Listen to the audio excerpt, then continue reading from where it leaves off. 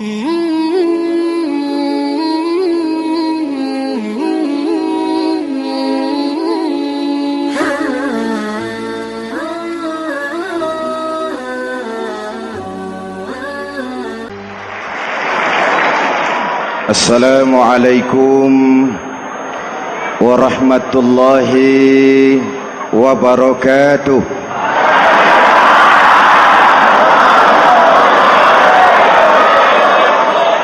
Alhamdulillahi rabbil alamin, wassalatu wassalamu ala ashrafil mursalin, sayyidina wa maulana Muhammadin wa ala alihi wa sahbihi ajmain, amma ba'du.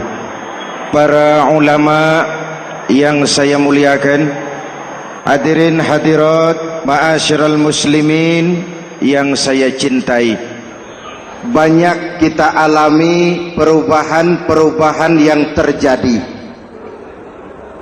baik perubahan yang menyangkut sosial budaya, lebih-lebih yang menyangkut sosial politik.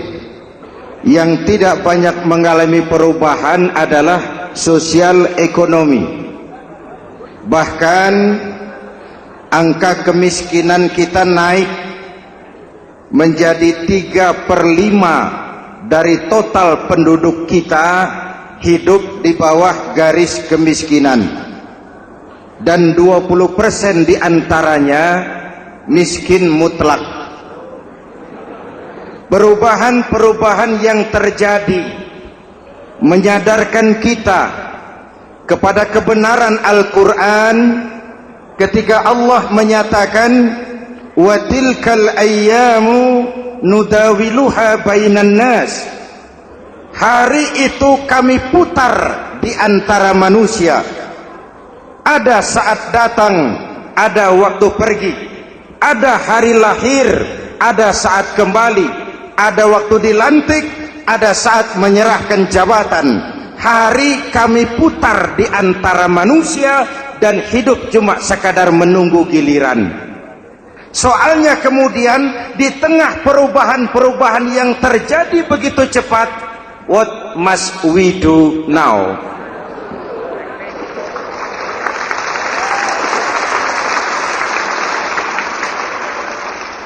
Saya juga nggak ngerti itu.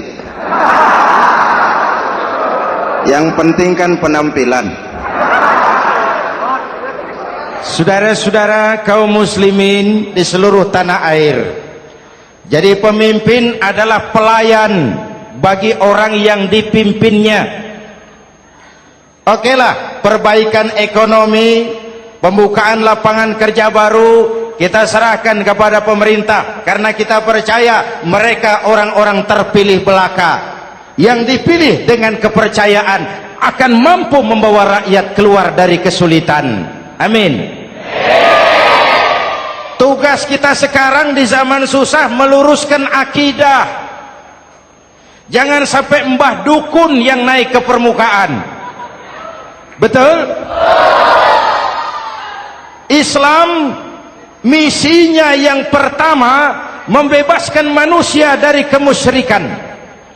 13 tahun Rasul berjuang di Makkah, menanamkan akidah, meluruskan keyakinan, membentuk iman. 13 tahun membebaskan manusia dari belenggu kemusyrikan. 13 tahun menanamkan la ilaha illallah Muhammadur Rasul dengan seluruh konsekuensinya. Kalau saya yakin tidak ada Tuhan selain Allah, saya tidak akan minta tolong kecuali hanya kepada Allah. Saya tidak akan pernah takut kecuali hanya kepada Allah. Saya tidak akan menggantungkan hidup kecuali hanya kepada Allah. Saya tidak akan minta rizki kecuali hanya kepada Allah.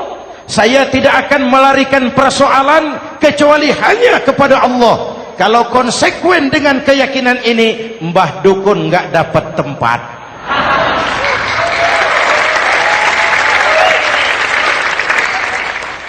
Akur? Ayo lihat secara sederhana. saya sandaran di tiang, tiangnya ambruk, sayanya jatuh. Saya sandaran di tembok, temboknya runtuh, saya juga runtuh. Saya sandaran kepada orang kaya, dia jatuh miskin, saya bangkrut. Saya sandaran kepada jenderal, dia pensiun, saya selesai. Tapi kalau saya sandaran hanya kepada Allah, Allah tidak akan pernah miskin, Allah tidak akan pernah lumpuh, Allah tidak akan pernah terpuruk, dan Allah tidak akan pernah berkurang kekuasaannya.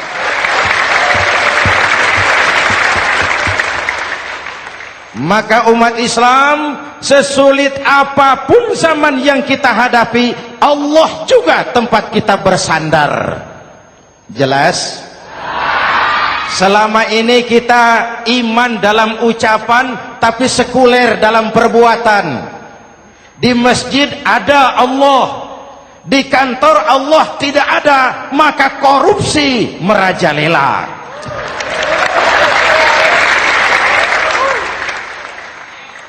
Di masjid ada Allah, di pasar Allah tidak ada, maka timbangan tetap curang. Kita iman dalam ucapan, tapi sekuler dalam perbuatan. Oleh karena itu, sesulit apapun zaman yang kita hadapi, iman jugalah pegangan kita, Allah juga tempat kita bersandar. Boleh zaman berubah, akidah jangan sampai goyah. Karena iman kita hidup, untuk iman kita berjuang, dan dalam iman kita ingin kembali menghadap Allah Subhanahu. Selama ini manusia Indonesia kita lebih banyak diisi otaknya, hati sering kosong, agama dangkal, akidah rapuh, moral rendah. Memang kemudian muncul banyak orang-orang pintar, cuma sayang tidak benar.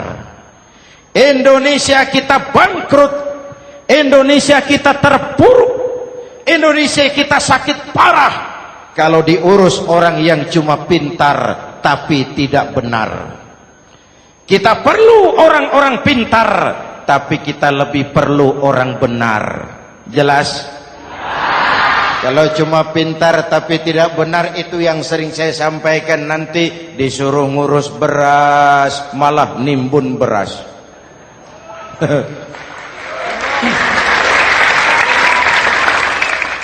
Disuruh ngurus laut malah jadi bajak laut. Disuruh ngurus hutan rame-rame jadi orang hutan. Jutaan hektar hutan Indonesia kita ini merupakan kekayaan sumber daya alam kita yang harus digunakan bagi sebesar-besar kemaslahatan rakyat. Yang disuruh ngurus hukum malah bikin hukum seperti pisau, tajam ke bawah, tumpul ke atas. Jangan heran lalu di masyarakat muncul street justice, pengadilan jalanan, sebagai refleksi dari ketidakpuasan melihat sikap hukum yang sangat berpihak. Kalau yang kecil salah, hukum cepat-cepat ditegakkan.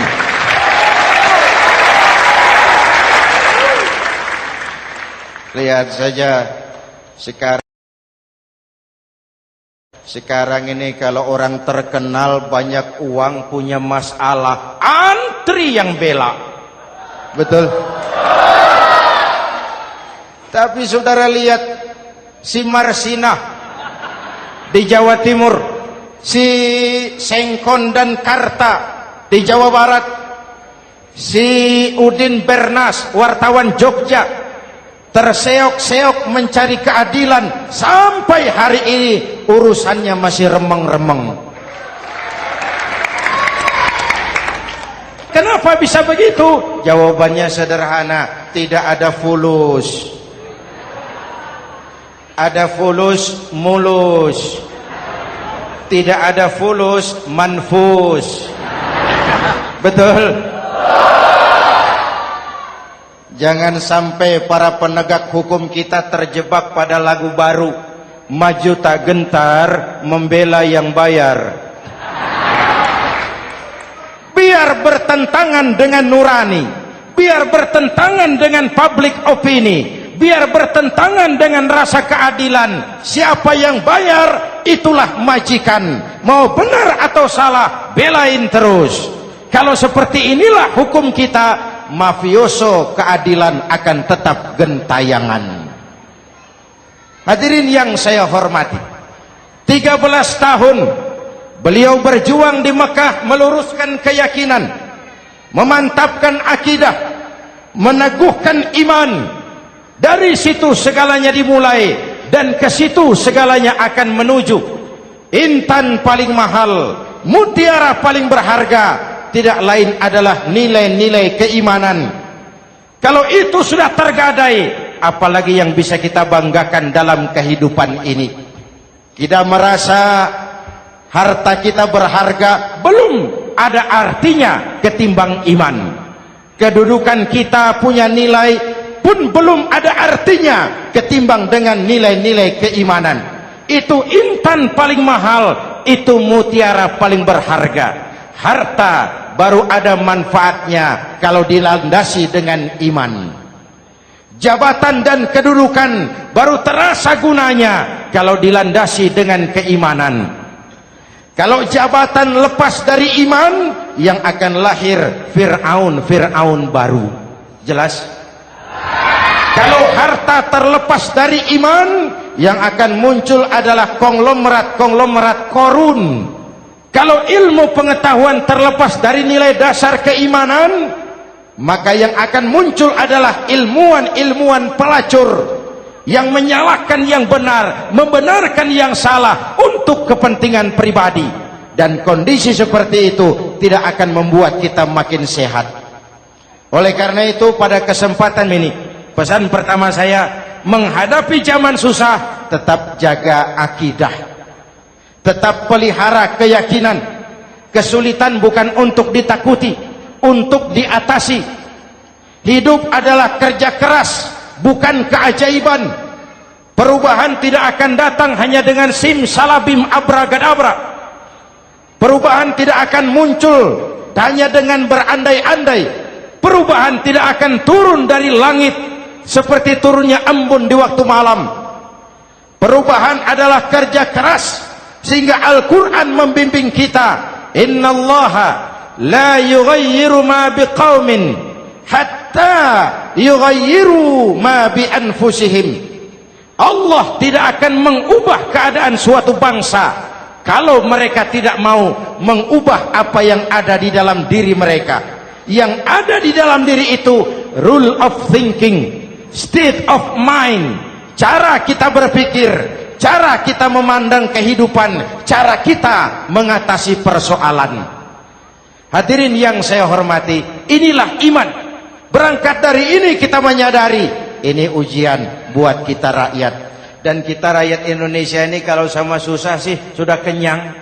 Ya Pak? Ya Pak? Kita ini sebagai bangsa mengalami apa yang disebut oleh Bung Karno up and down. Naik, turun, timbul, tenggelam, pasang, surut. 350 tahun dijajah oleh Belanda, kita susah. Berangkat Belanda, masuk Jepang, susah lagi. Pergi Jepang, datang nikah, susah lagi. Lalu kita merdeka, dirongrong oleh berbagai pemberontakan, susah lagi. Makan bulgur, antri minyak. Lalu PKI berontak, susah lagi. Muncul orde baru, lama-lama susah lagi. Orde baru selesai, naik reformasi, mulai repot nasi, susah lagi.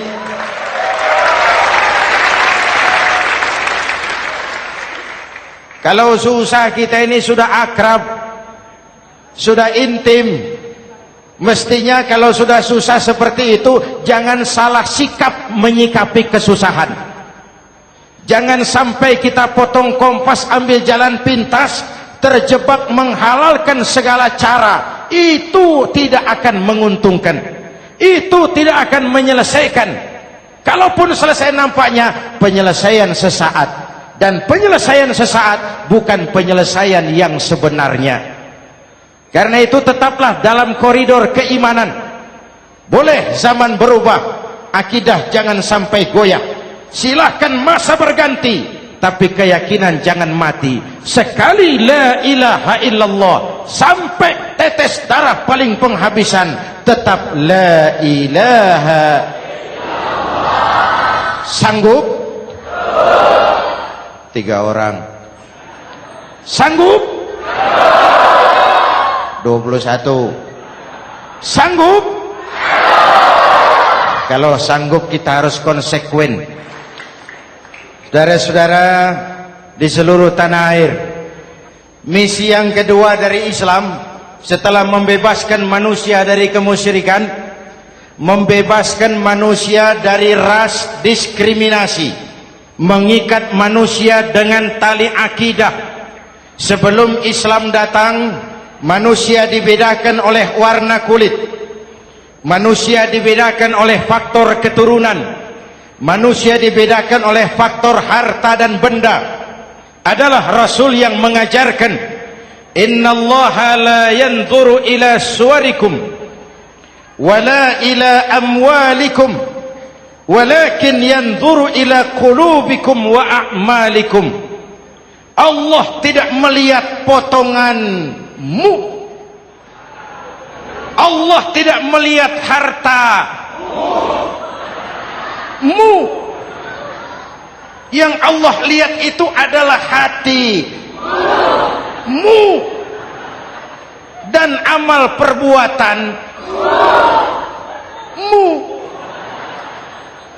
Jauh sebelum Amerika teriak-teriak membanggakan apa yang mereka sebut sebagai Declaration of Independence, Nabi sudah mengajarkan kepada kita semua, annas kulluhum li Adam wa Adam min turab la fadla li arabiyyin ala ujamiyyin illa bittaqwa.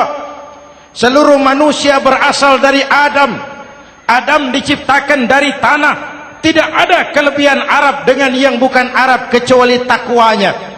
Jauh sebelum Amerika mencanangkan bahwa semua manusia dilahirkan sama, that all men are created equal. Jauh sebelum itu Islam sudah membebaskan manusia dari ras diskriminasi. Apa dalam konteks kekinian menghadapi zaman susah tetap jaga kerukunan? Ya Pak, ya Bu, oi Bu, menghadapi zaman susah tetap jaga kerukunan, baik antar umat seagama, antar umat beragama, maupun antar umat beragama dengan pemerintah. Menjaga kerukunan, jangan saling sikat sikut di antara kita. Sebab kalau sudah rukun, saya ajak berhitung, 1 ditambah 1 sama dengan, itu matematika namanya, hasilnya pasti. Tapi angka sosial hasilnya aneh. Saya ubah jadi angka sosial. Ayo kita berhitung lagi. 1 orang takut ditambah 1 orang takut sama dengan 2 orang setengah berani. Kenapa setengah berani? Karena sudah berdua. Tadi kan takut sendiri. Kalau sama-sama takut berkumpul jadi setengah berani. Kalau ditambah 1 orang takut lagi, 1 orang takut ditambah 1 orang takut ditambah 1 orang takut sama dengan 3 orang berani. Kenapa jadi berani? Karena sudah bertiga. Kita yang lemah, kita yang marginal, kita yang dikucilkan, bahkan kita yang dilecehkan, kalau mau rukun kita akan kuat dan tidak bakal dipermainkan orang.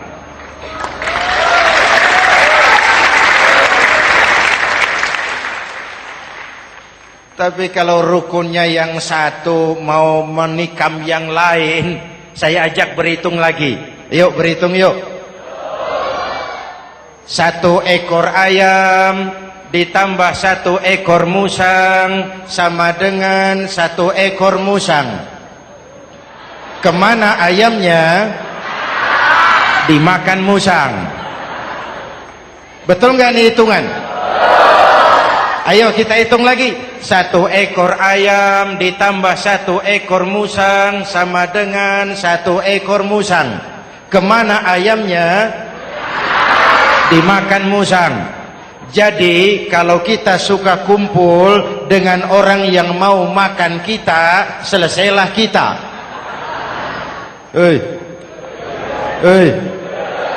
Maka kalau merasa kita ini ayam, yuk kumpul sama-sama ayam, pulang ke kandang ayam. Kalau ada ayam kumpul ke kandang musang, itu namanya ayam minum baygon. Jelas? Menjaga kerukunan. Pertama, antar umat seagama, sesama muslim harus saling menjaga, harus saling memelihara. Baik dia muslim yang jadi kapolri, baik dia muslim yang jadi kasat, baik dia muslim yang jadi pengusaha, baik dia muslim yang jadi petani, nelayan, guru, semua komit menjaga semangat kebersamaan, rukun antar umat seagama. Jelas? Jelas? Hadirin yang saya hormati, atas dasar itu saya ingatkan kembali, kita semua ingin persoalan terorisme dilepaskan kaitannya dari agama manapun. Tidak ada kaitannya terorisme dengan Islam, dengan Kristen, dengan Hindu, dengan Buddha.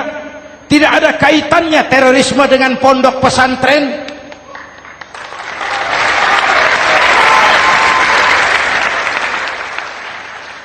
Jangan sampai pesantren jadi kambing hitam.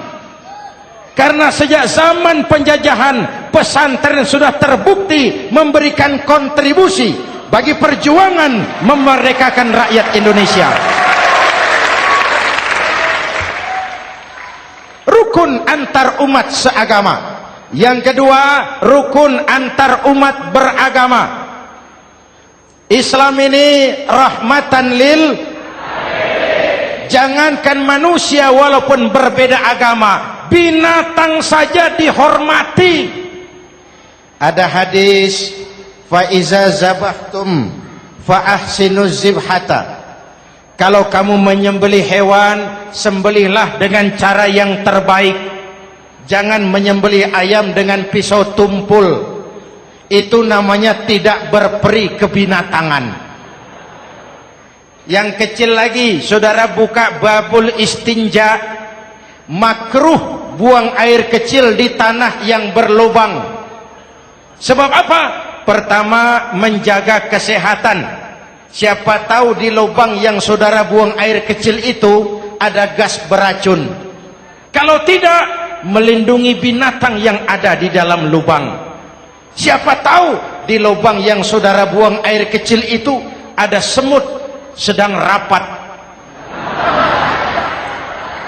membahas terorisme. Apa dosanya lalu mati dikencingi? Ini namanya rahmatan lis semut. Binatang saja dilindungi. Maka perbedaan agama tidak harus menyebabkan kita bertolak belakang. Perbedaan agama bukan alasan untuk saling bermusuhan. Apalagi kita sudah menyadari tentang kemajmukan kita, tentang kebinekaan kita, tentang keragaman kita. Rukun antar umat beragama, saling menghormati, saling menghargai, tapi tetap dalam batas lakum dinukum. Lalu rukun antar umat beragama dengan pemerintah. Hadirin yang saya hormati, yang benar kita dukung, yang salah kita perbaiki dan kita tegur menurut cara-cara yang diajarkan oleh agama kita. Dan sholat berjamaah, pendidikan bernegara yang paling bagus.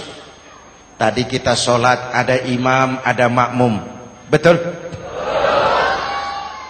makmum wajib ikut imam kalau imam benar sholatnya. Rakyat wajib ikut pemimpin kalau pemimpin benar mimpinnya. Masyarakat Islam ini loyal. Masyarakat Islam ini bukan pemberontak. Masyarakat Islam ini taat dan setia. Kapan? Kalau imamnya benar. Imam takbir, makmum. Imam ruku, makmum. Imam i'tidal, makmum. I'tidal. Imam sujud, makmum. Tapi kalau imam keliru, mestinya imam ruku malah sujud. Salah imam ini. Tegur. Siapa yang wajib negur? Makmum yang saf terdepan. Anggota DPR.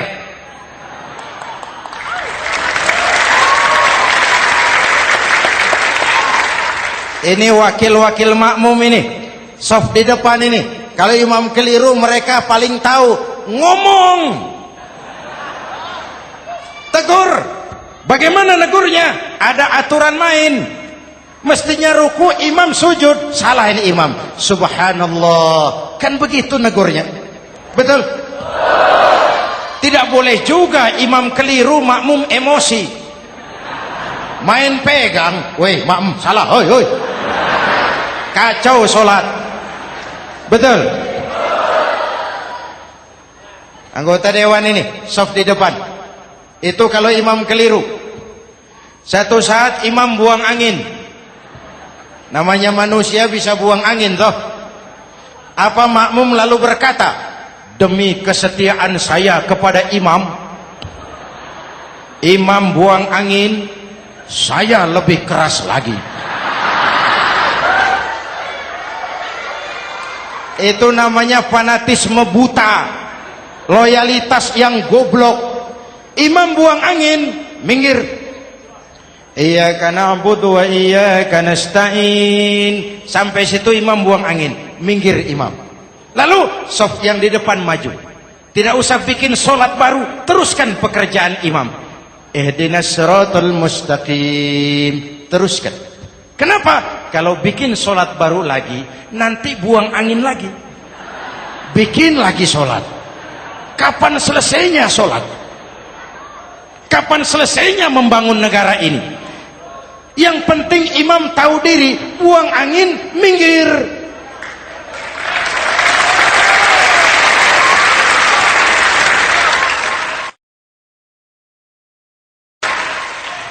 Ini kacaunya sholat berjamaah kita sekarang. Kacaunya negeri kita sekarang. Banyak imam sudah buang angin, gengsi. Dia aja merasa nggak punya salah. Dikasih tahu sama makmum, imam tadi buang angin ya, malah jawab sedikit. Apa kalau sedikit lalu tidak batal sholat itu? Mekanisme kehidupan sosial yang diatur lewat tuntunan sholat berjamaah. Sehingga Nabi berpesan, kun imaman muta'an au ma'muman muti'an fala takun thalisan jazu'a. Kalau jadi pemimpin, jadilah pemimpin yang ditaati. Kalau jadi makmum, jadilah makmum yang mentaati. Jangan jadi golongan ketiga pemecah belah. Di depan tidak jalan, di belakang takut, ditaruh yang di tengah, di depan didorong, yang belakang ditendang. Ini namanya biang kerok. Saudara-saudara, dari uraian singkat ini saya ambil beberapa catatan pokok. Pertama, kalau ada intan paling mahal, kalau ada mutiara paling berharga dalam hidup kita, itu tidak lain adalah karena keyakinan. Hidup jadi indah, hidup jadi berharga, hidup jadi berarti kalau didasari atas sebuah keyakinan. Dan keyakinan itu tidak lain adalah nilai iman kita, akidah kita kepada Allah Subhanahu wa ta'ala. Yang kedua, tetap menjaga kerukunan. Sesulit apapun zaman yang kita hadapi, kita tetap harus menjaga semangat kebersamaan. Kita harus tetap menjadi lem perekat yang menjaga keutuhan, baik sebagai bangsa maupun sebagai umat. Perbedaan adalah wajar, harus dihormati sebagai ciri kehidupan berdemokrasi. Tapi jangan perbedaan menjadi sebab kita bermusuhan, dan jangan perbedaan menyebabkan kita saling berpecah belah. Hormati perbedaan, jangan perbedaan dipandang sebagai permusuhan. Dengan akidah yang kuat dan kebersamaan yang kokoh, ayo kita hadapi kesulitan, kita atasi kesulitan, dan dengan kerja keras untuk menyongsong hari esok yang lebih pasti. Mari kita Fatihah. Semoga Allah memelihara kita bangsa Indonesia. Ala hadhihi niyah wa ila hadratin Nabi. Al-Fatihah.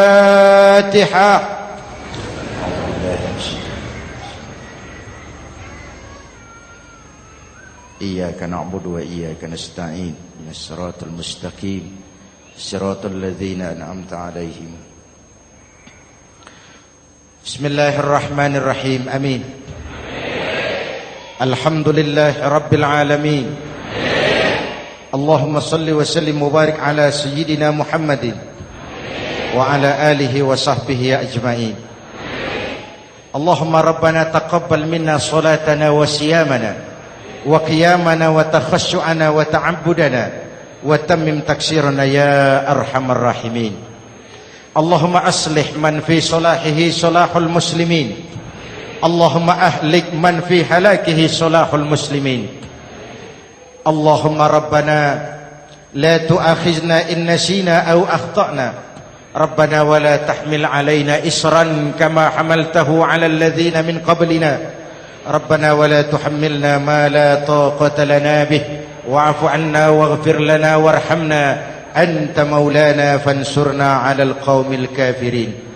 Allahumma ij'alna minas su'ada'il makbulin wa la taj'alna minal asqiya'il mardudin. Afdalu ma qultuhu ana wan nabiyyuna min qabli. La ilaha illallah.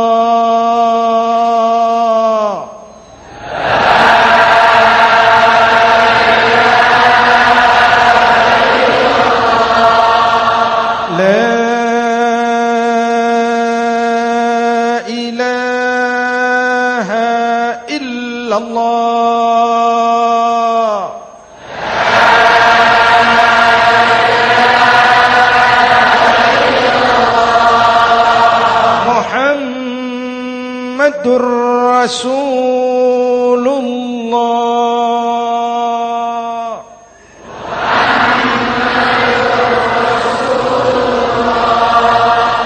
Sallallahu alaihi wa alihi wa sallam. Kalimatu haqqin 'alaiha nahya wa 'alaiha namut wa 'alaiha wa biha nub'atsu insyaallah minal aminin minal aminin minal aminin rahmatika ya arhamar rahimin. Sallallahu ala sayyidina Muhammad wa ala alihi wa sahbihi ajma'in. Ana rabbika rabbil izzati amma yasifun. Salamun alal mursalin walhamdulillahi rabbil alamin. Jumpa lagi di lain kesempatan insyaallah. Wassalamu alaikum warahmatullahi wabarakatuh.